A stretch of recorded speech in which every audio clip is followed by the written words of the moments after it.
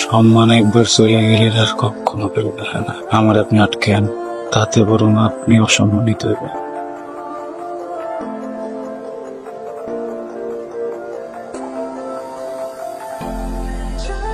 আমার কি দোষ? আমার তো পড়ালেখা করতে ভালো লাগে না।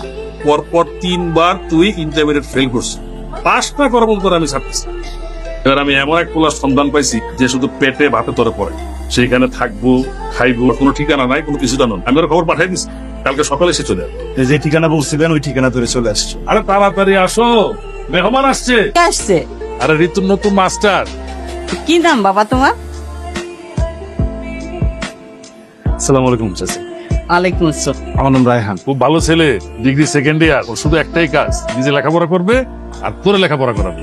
তাহলে বাকি কথা পরে বলবো না। যাও মা, ফটো দেখা। আমার মাইয়ার কাছে টিকতে পারলে হয়। ও সরি সরি, এটা কোন ধরনের ফাইল দেন? আমার না বুঝছেন এই পড়াশোনার কথা শুনলে খালি মাথাটা কেমন কেমন। তার বাবা অনেক বিশ্বাস করে আমার এই জায়গায় আছে, আমি তার বিশ্বাস নষ্ট করতে চাইতেছি। দয়া করে একটু পড়েন। এ হেরে চায়ের মধ্যে তো থুতু দিছিলাম, মনে করছিলাম আমার কাপ, এটার মধ্যে করে একটু থুতু দিছিলাম। এটা করলাম কি আমার বই থেকে চলে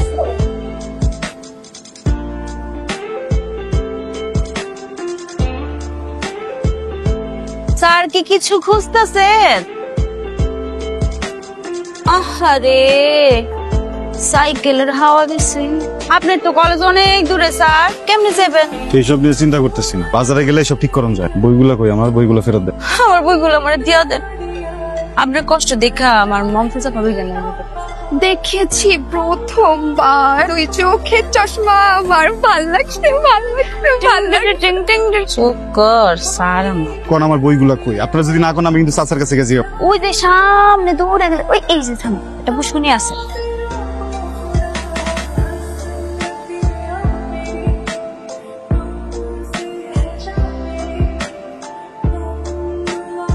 তুই কি আমার পছন্দ হয় না? আপনি অনেক উদ্ভট কাজ টাজ করবেন, আমার কিন্তু তাড়াবেন। যে কাজের জন্য আমি আসি সেই কাজটা করেন। আপনার মতো বহুত আইছে আর গ্যাস দিনের জন্য টিকতে পারেন। আমি ঋতু বলতেছি আপনি টিকতে পারবেন। এই পোলার অসুবিধা কি? এত ঘাউরা কেন? এটা ভাগাইতে পারতেছি না। এদিক দিয়া আমি কি করছি জানো? আমি যে ফুফাতে পারিছে না শফি, ও আইতাছে। আইসা এমন সিস্টেম দিব তোর বোনটা ভাইটা যাইবো না, ওর ঘরে যাইবো। আরে তুই কি হয়েছে আম্মা? মাস্টারের খাউনটা দিয়া বিষ আছে, বিষ থাকলে খাওয়ানোর মধ্যে বিষ মিশায় ওই বেহা নির্লজ্জ মাস্টার রে মাইরা ফেলাম। পোলাটাই কিন্তু খুব ভালো, সহজ সরল। এই যে জ্বর আইসে ঘরে পড়ে আছে, আর সাথে যদি তুই উল্টা পাল্টা কিছু করছো, আমি করলাম তোর বাপের কয়ে দেবো। এই যে নেন আপনার খাবার। অন্যের অন্ন নষ্ট করার কোনো মানে হয় না, বুঝছেন? আপনি একজন নির্লজ্জ মানুষ সেটা আমি বুঝে গেছি, কিন্তু এত নির্লজ্জ সেটা বুঝিনি। আপনি কাউকে চলে যান, যান স্যার। যাবেন না? না, আপনি আসলে একটা বেহা, আপনি আসলে বেহা, আপনি একটা নির্লজ্জ মানুষ। আপনার লজ্জা শরম নাই, জীবনে হইব না।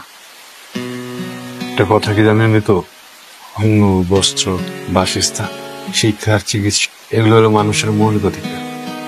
এখানে থাইকা আপনারা পরে আমিও তো পরিশ্রম, আমি ফাও খাইতেছি, পরিশ্রমের খাও। এই না পান্তা খান।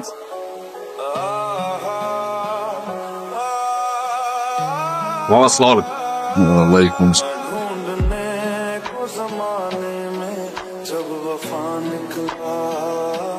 বিহারা শুরু তো মাশাআল্লাহ। আসসালামু আলাইকুম। আদব কেদাও জানা দেখি আমার আপন ফুপাতো ভাই। আমি 3-3বার মার্ডার অ্যাটেম্প করেছি, মানে 3-3টা খুন করার চেষ্টা করছি, কিন্তু পাই। কারণ আপনি যদি আমার একটু দোয়া করে দেন, একটা জাস্ট একটা খুন যদি আমি করতে পারি আমার হবে। একটা খুন, সেই শুনুন না স্যার, একটু দোয়া। আল্লাহ একদম খেয়াল লাইফের মধ্যে এলাকা ছেড়ে যাবে। আপনার এই সময় আমার ঘরে কেন হয়েছে? আমি না কোনোভাবে এই সূত্রটা মিলাইতে পারতেছি না।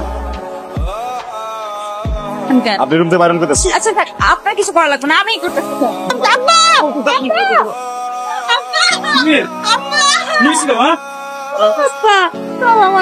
একলা পাইয়া ওরা নির্বাচন এত বড় সাহস লাগবে মানে করলো। তবে আমার ধরে নিয়ে আয়, আজকে আমার বের করে যা বাবা। কালকে সকালে 40 টাকা লাগবে, সেই 40 গ্রামের মানুষের সামনে গলা জুতার গলা জুতা আমরা ব্যাক করি।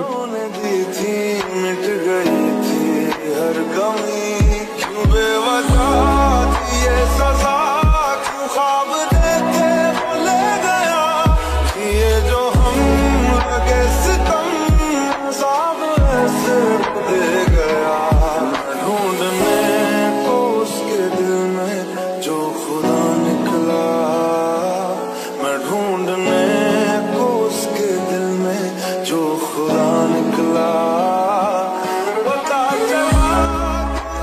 কি হয়েছে? কি শরীর খারাপ নাকি মন খারাপ? আমি মনে হয় অনেক বড় একটা অন্যায় করে ফেলছি রে। এই মানুষটারে না এতটা অপমান অপদস্থ করাটা উচিত হয়নি। দিন শেষে তো তুই জয়ের হাসি আসছিস। দিন শেষে না আমি আসলে হাইরে গেছি। মানুষটারে কত মারলো সবাই মিলা, কত কিছু করলো, কত কষ্ট পাইলো। একবারের জন্য কিন্তু কয় নাই যে সে নির্দোষ, তার কোনো দোষ নেই। আসলে অনেক খারাপ একটা কাজ করে ফেলেছে। আপনারা হারাইতে গিয়া নিজেই পরাজিত হয়ে গেছে। আমি আসলে বুঝতে পারি নাই, আমার বোধ শক্তি বিবেক বিবেচনা সব চলে গেছিল। অনেক বড় একটা অন্যায় কাজ করে ফেলছে আপনার সঙ্গে। আপনার কাছে আসলে ক্ষমা চাওয়া ছাড়া আমার আসলে বলার কিছু নাই। আপনি কেন বললেন না যে এই সমস্ত কিছু মিথ্যা?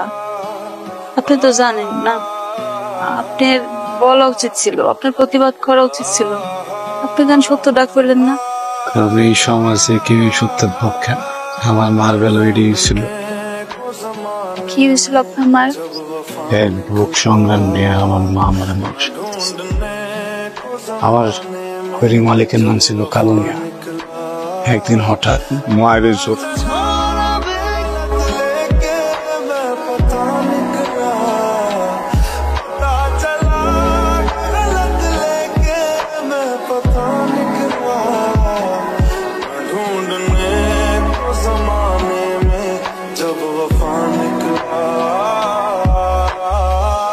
গ্রামের সবার সামনে কইলো আমার মায় নাকি ওরে কালো মেয়ের বিয়ে খুব ক্ষমতার কারণে রায় চলে যায় কালো মেয়ে।